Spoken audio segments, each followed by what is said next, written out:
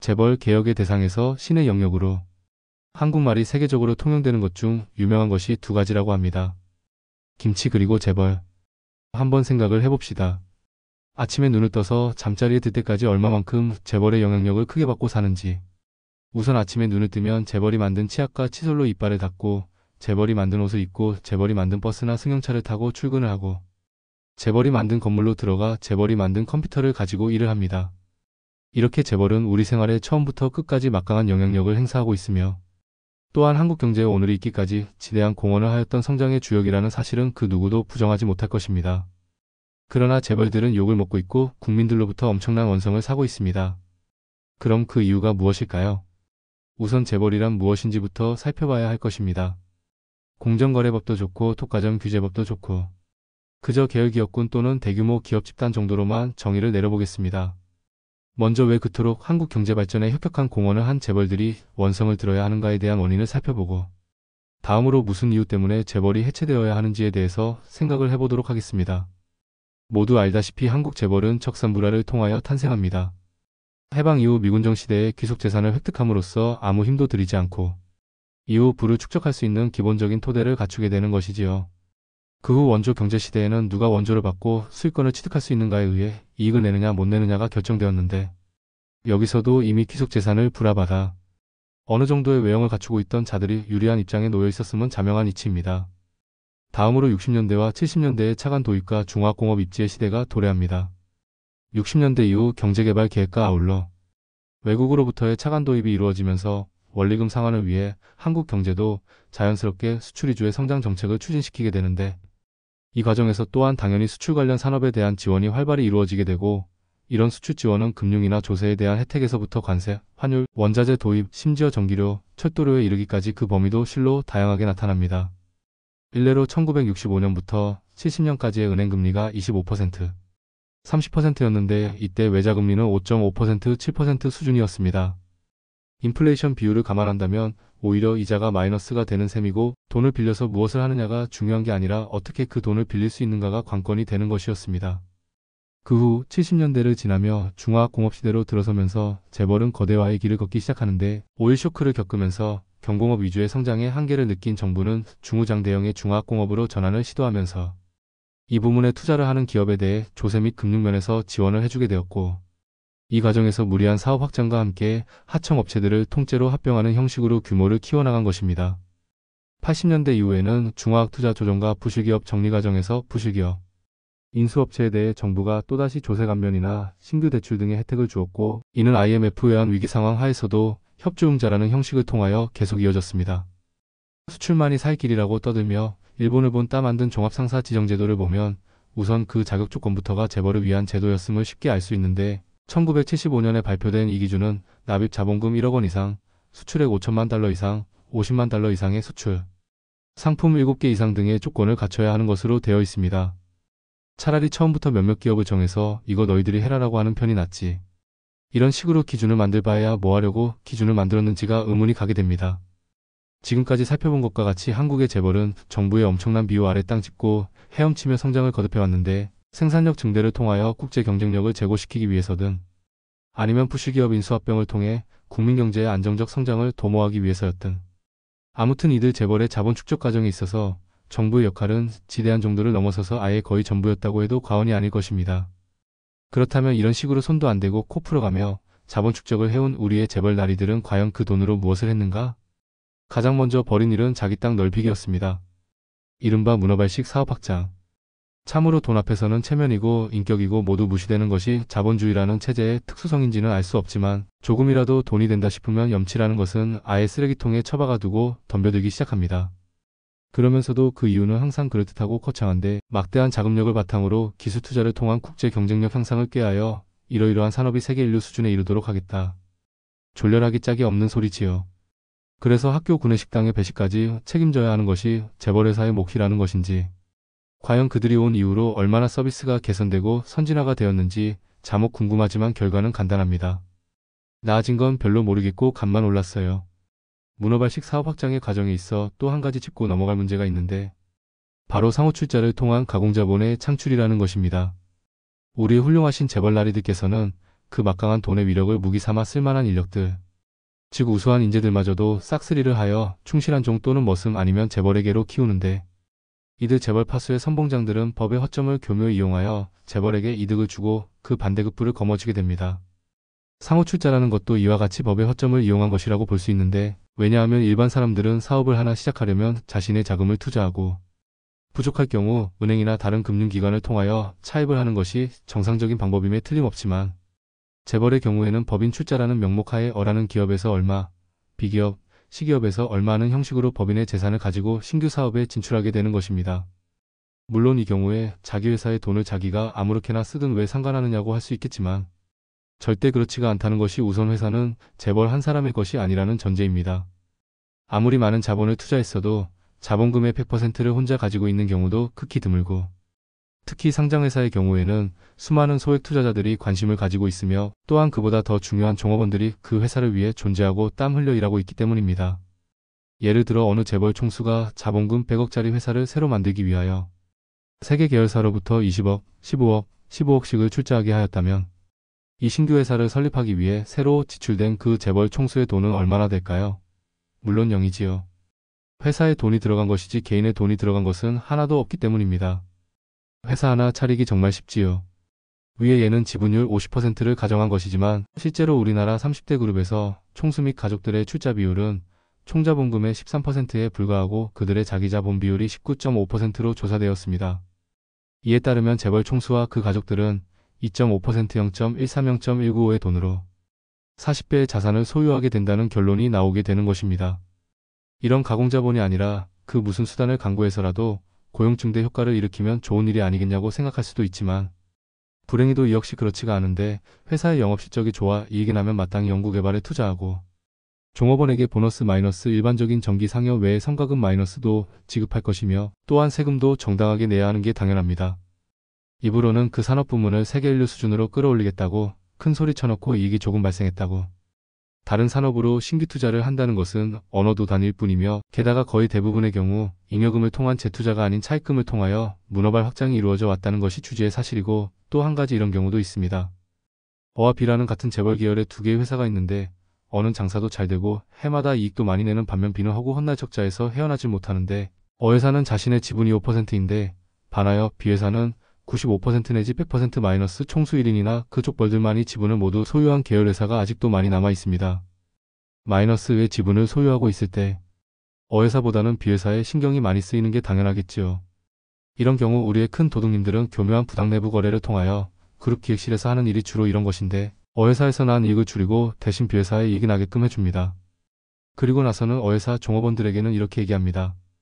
시장 상황이 예전 같지가 않다. 특별상여 꿈도 꾸지 마라. 우리도 구조 조정해야 하니까 누구 자를 것인지 안건 작성해와. 약간은 황당한 것 같지만 우리 눈앞에서 뻔히 일어나고 있는 현실이고 재벌의 실상입니다. 국제 경쟁력 웃기는 소리지요. 차라리 족벌 경쟁력을 높인다고 하면 조금 이해가 갈 수 있겠습니다. 하긴 웃기는 게 재벌뿐이겠습니까? 이런 짓들을 뻔히 보면서도 세금 한 푼 제대로 못 때리는 한심하기. 짝이 없는 세법이 오늘도 열심히 재벌 꽁무니를 따라가고 있는데, 다음으로 한 일은 또 무엇이 있을까요? 재벌들의 부동산 투기에 대하여 생각해보면, 기업이 생산활동을 영위하기 위하여 토지를 매입하고 운용하는 것은 순수한 기업활동의 일부이므로 문제될 것이 전혀 없습니다. 그러나 업무와는 관계없이 부동산을 소유하여 그로 인해 소득을 올린다면 이는 분명히 불로소득에 해당하는 것입니다. 우리나라의 경우를 보면 1977년과 78년 그리고 1987년에서 89년 사이에 지가가 폭등하는 모습을 보이는데, 이는 77년 수출 100억 불 조기 달성 이후와 86년 이후 국제수지 대폭 흑자라는 시기상의 공통점을 나타냅니다. 중동건설 호황을 타고 국내 근로자들이 열사의 무더위에서 고생하던 시기에 재벌들은 그 대가로 앉아서 부동산 투기를 통한 불로소득 확보에만 신경을 기울였고, 겉으로는 세계 경제의 글로벌화와 병참기지를 외쳐대면서 안으로는 사리사욕에만 광분했다는 뜻이 됩니다. 재벌의 정경유착은 또 어떠합니까? 정치 권력이란 언제나 경제력의 도움을 받아야 하고, 특히 정통성을 획득하지 못한 정권일수록 그 정치 권력의 유지를 경제력에 의존하는 경향이 있습니다. 불행한 우리의 역사는 그 사실을 잘 증명해주고 있는데, 하여튼 이로 인하여 재벌과 정치 권력이 결탁하는 것은 불을 보듯 뻔한 것이지요. 서로의 기득권을 보호해주기 위하여 상호 보완적 관계에서 마치 악어와 악어새처럼 공존공생하며 국민들을 기만하고 고통을 가중시키는 것인데 때로는 강제적으로 때로는 자발적으로 상납하는 기부금 또는 정치자금이라는 것이 과연 재벌들의 돈일까요? 전두환이 가지고 있던 비자금이 얼마고 노태우가 쓰다 지쳐 발각된 것이 또 얼마인데 그렇다면 과연 정치자금의 총 규모는 얼마나 되는 것일까요? 패권을 양보하여 특혜도 좋고 기득권도 인정해 준다고 하더라도 정작 문제가 되는 것은 이러한 정경유착으로 인하여 노동자들이 억압을 받게 된다는 사실입니다. 이런 식으로 돈을 받은 정치 권력이 국정 운영에 있어 어떠한 태도를 보일 것인가 하는 문제. 정부의 소극적인 태도로 인하여 저임금, 장시간 노동, 열악한 근무 조건 등 여러 가지 노동자를 억압하는 구조에 대한 개선이 지연되거나 아예 이루어지지도 않고 기업의 노동조합 운동에 대해서도 말로는 조화와 화해 어쩌고 하면서도 매번 재벌들의 손을 들어주고 기업들은 노사 문제에 대해 자구 노력을 기울이는 대신 정부에 떠넘겨버리고 그 과정에서 노조의 간부는 걸핏하면 전과자가 되어 나옵니다. 재벌이 멀쩡한 사람을 전과자로 전락시켜버리는 것이며 게다가 기업의 손해를 노조원 개인에게 배상을 청구하여 그와 그 가정의 붕괴를 조장하고 있는 것입니다. 정경유착으로 인하여 국민들은 결국 이중으로 손해를 보게 되는데 우선은 정경유착을 위한 비용 부담이 국민에게로 전가된다는 것이고 또한 정부의 이러한 재벌 중심 정책으로 인하여 국민들의 복지가 줄어든다는 것입니다. 도대체 언제까지 우리의 서러운 서민들은 이중 삼중의 고통 속에 살아가야 한다는 말입니까? 경제 독점으로 인해 경제 효율성을 해치고 건전한 중소기업을 도태시키며 신규 창업까지도 막아버리는 재벌. 자기들 스스로 시장 기능을 마비시켜 놓고서 이제 와서 시장 기능에 맞춰 개혁을 해나가겠다고 둘러대는 파렴치한 것들. 부언하자면 한국 경제에 있어서 시장 기능이 마비된 지는 이미 오래입니다. 그런 시간 끌기에 현혹되어 하루 이틀 시간만 죽이고 있다가는 개혁이고 뭐고 이미 물 건너 가버린 때가 될 것입니다. 마지막으로 재벌 해체의 당위성을 주장하는 것은 과연 이러한 재벌 중심의 체제가 앞으로 우리 경제 성장에 도움이 될 수 있을 것인가 하는 문제입니다. 물론 대답은 결코 아니냐 라는 것인데 지금까지 살펴보았듯이 우리나라의 재벌들은 동서고금을 통하여 그 예를 찾아보기 어려울 정도의 온갖 특혜와 지원을 통하여 성장하여 왔습니다. 물론 그 중에는 생산적인 투자를 통한 건전한 산업활동을 통하여 국민 경제 발전에 기여한 것도 사실입니다. 하지만 대다수가 공정치 못한 방법으로 자금을 조달하였고 게다가 부동산 투기나 계열사를 통한 가공자본 창출 그리고 그를 이용한 문어발식 사업 확장을 통해 국민경제에 해악을 끼쳐왔습니다. 그들이 아무리 국가경제의 발전에 엄청난 공을 세웠다고 해도 그 자금의 원천이 정당하지 못한 것이라면 국민들은 도덕적으로 이를 받아들이지 않을 것입니다. 더군다나 이렇듯 과정이 부도덕적임에도 불구하고 그 결과는 더욱 참담할 뿐인데 세금 회피를 위하여 법의 허점을 뒤지는 재벌 총수의 행태를 보면서 수많은 국민들은 허탈감을 느끼고 친족들의 재산 증식을 위해 내부 거래를 주도하는 그 잔머리에 찬사의 박수를 보냅니다. 옛말에 개같이 벌어서 정승같이 쓰라고 했는데 과연 그들이 정승같이 쓰고 있는가요? 전혀 그렇게 보여지지가 않습니다. 다수의 희생을 짓밟고 서서 자신과 그 일족만을 위한 삶을 살아가는 소아병 환자에게서 우리 경제의 미래를 발견할 수는 없을 것이며 또한 맡겨져서도 안 되는 것입니다. 우리가 앞으로 살아가야 할 21세기는 소수의 자선을 통하여 다수가 혜택을 받는 사회이어야 하며 지금처럼 소수의 이익을 위해 다수가 희생을 감수하는 사회가 되어서는 안 됩니다. 과거와 현재를 알면 미래의 모습도 어느 정도 알 수가 있는 것이며 재벌의 속성을 살피고 미래를 예측할 때 그들에게서 그런 모습을 기대한다는 것은 인천공항에 배가 들어오기를 기대하는 것만큼이나 정신 나간 짓이며 때문에 재벌이란 괴물은 이 사회에서 사라져야 하는 것입니다. 위의 글은 1998년 IMF 발발 직후에 제가 썼던 글입니다. 지금과는 분위기가 매우 다르다는 것을 느끼실 겁니다.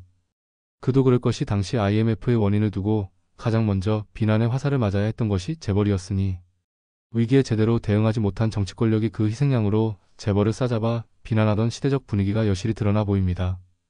당시 많은 사람들이 재벌 개혁과 규제를 얘기할 때 고양이에게 생선을 맡기는 것에 다름없다는 생각으로 개혁이 아닌 해체를 주장했었습니다. 하지만 시간이 많이 지난 지금의 입장에서 보면 물론 그 당시보다는 비난의 강도가 약해졌을지는 모르지만 본질적인 문제는 전혀 개선된 것이 없고 오히려 문제가 더 심화되었다고 보는 게 솔직한 심정입니다. IMF 이후 재벌이 어떤 길을 걸어왔을까요? 지속되는 구조조정의 압력 속에 부채를 줄이는 노력을 엄청나게 기울였고 그로 인해 대단한 효과를 거두게 됩니다. 소위 말하는 건실한 재무구조를 갖게 된 것이지요. 하지만 그보다 더 큰 문제는 그로 인해 벌어진 종업원의 해고와 고용 없는 성장시대의 도래 그리고 자기들만 살겠다고 중소기업의 경영환경을 외면하는 이기적 성장이 고착화되었을 뿐입니다. 여기서 중요한 것이 고용 없는 성장이라는 모토의 한계인데 19세기 초반 영국에서 일어났던 러다이트 운동과 같이 아무리 생산성이 높아지고 이윤을 많이 창출한다고 해도 그 제품의 최종 소비자는 결국에는 사람입니다. 고용이 없다는 것은 소비도 없다는 의미인데 왜 이런 단순한 사실을 무시하는 것인지. 이런 주장을 하는 경제학자나 세계 금융자본가, 추주, 자본주의를 주장하는 그런 세력들이 언제쯤 정신을 차릴 것인지 걱정되지 않을 수 없습니다. 무엇보다 일본과 같은 대기업과 중소기업이 공존할 수 있는 장기적인 상생 전략을 모색하기는 고사하고 어떻게 하면 중소기업을 죽여 없앨까를 고민하는 모습만이 보여지고 있습니다. 물론 세계의 글로벌 회사와 경쟁하기 위해서는 재벌이 필요하다고 할 수도 있습니다. 또한 60년대와 70년대의 시대 상황에서 경쟁력을 제고시키기 위하여 정치권의 비호가 필수 불가결한 사항이었다는 것도 인정해준다고 합시다. 하지만 그런 환경이 바뀐 지금까지도 중소기업이 그토록 요구하는 납품과 연동제에 대한 사항에 대해서는 들은 척도 하지 않는 것이며 그토록 정부의 특혜를 등에 업고 살아온 과거의 기억은 어디로 날려버리고 그러한 과거의 혜택을 되돌려줘야 한다는 의무는 무시하고 있는지 알 수 없는 노릇입니다. 게다가 또 한 가지 재미있는 사실은 이름 있는 경제학자들조차도 재벌이 주전선수로 국제 무대에서 경쟁해야 된다는 말 같지도 않은 주장을 하는 경우를 볼 수 있습니다. 그런 브랜드 앞세워 세계 무대에 알려진 재벌은 주전선수고 뒤에서 이름 없이 전체 고용의 절대 다수를 책임지고 있는 중소기업은 맨날 주전자만 들고 다니는 후보선수랍니까? 그럼 더 나아가서 중소기업이 자기들만의 기술력을 가지고 세계 시장을 휘어잡고 있는 경우는 무엇일까요? 또한 삼성 같은 경우 세계 시장에서 경쟁할 때 한국이라는 이름을 사용하지 않는 사실은 어떻게 설명할까요? 재벌이 수출을 열심히 해야 국가 경제가 살아난다는 허구와 중상 또는 선전을 받아들인다고 해도 왜 일본은 수출을 통한 부가가치가 25%, 30%인데 한국의 재벌 기업은 중소기업 짓밟아가며 그토록 수출의 목을 매도 부가가치가 고작 5%에서 더 나아가지 못하고 있는 것일까요? 자국에서 중소기업을 키우지 못하니 핵심 부품과 소재는 전부 일본에서 수입해야 하는 것이고 그 옛날 이어령 교수가 지적했듯이 죽도록 물고기만 잡아대는 가마우지 신세를 면치 못하고 있는 것이 아니겠습니까? 시대가 많이 바뀌어 이제는 오히려 재벌이라는 이름은 신의 영역에 들어섰다는 생각이 듭니다. 법과 양심에 따라 한국가의 사법부를 책임질 법조인들이 특정 재벌의 장학금으로 성장하는 사회상을 무엇이라 설명할 수 있을지 궁금합니다. 한국의 세법은 삼성으로 인해 발전한다는 우스갯소리가 만연한 지는 오래이고 재벌이 법 위에 군림한 것도 새삼스러운 사실은 아니지만 이제 양심마저도 재벌의 발 아래 놓여 있으니 재벌이 곧 신이라는 등식이 성립함에 전혀 무리가 있어 보이지 않습니다. 최근 삼성 전환사채, 건과 관련된 재판에서 나온 결과를 보며 분개하는 사람들도 있었지만 오히려 당연한 결과가 아니겠는가 하는 생각입니다. 조금 비약해서 말하자면 적어도 양심이 있는 개라면 주인을 물지는 않을 테니까 말입니다. 어쩌면 구린 게 있어서 물지도 못하는 게 더 정확할지도 모를 일입니다. IMF 위기 시 어쩌면 우리는 굉장히 좋은 기회를 놓쳐버린 셈입니다. 그런 상황 하에서 재벌의 위상을 재정립하고 중소기업가의 장기적인 상생과 발전 전략을 구축하였어야 함에도 불구하고 그런 일련의 과정과 노력은 전혀 찾아보지도 못한 채 오늘과 같은 현실을 맞게 되었고 그로 인한 결과는 지금과 같이 재벌을 향해서라면 영혼마저도 팔겠다는 사고방식을 하는 대학생들과 재벌기업과 중소기업 간의 양극화 그리고 그로 인한 고용시장의 불균형 등 불합리한 사회구조가 나타난 것입니다. 재벌의 역할과 필요성을 충분히 이해하고 받아들인다고 해도 적어도 골목상권 침해와 같은 짓은 아니지 않겠습니까? 한국의 재벌이 부끄러움을 모르는 존재들이라는 것을 알기에 그리고 그들 스스로 그러한 상생의 길을 걷지 않을 것이라는 게 명약관화한 사실이기에 정부를 비롯한 많은 사회단체의 진지한 노력이 강구되어야 한다는 안타까운 바람입니다.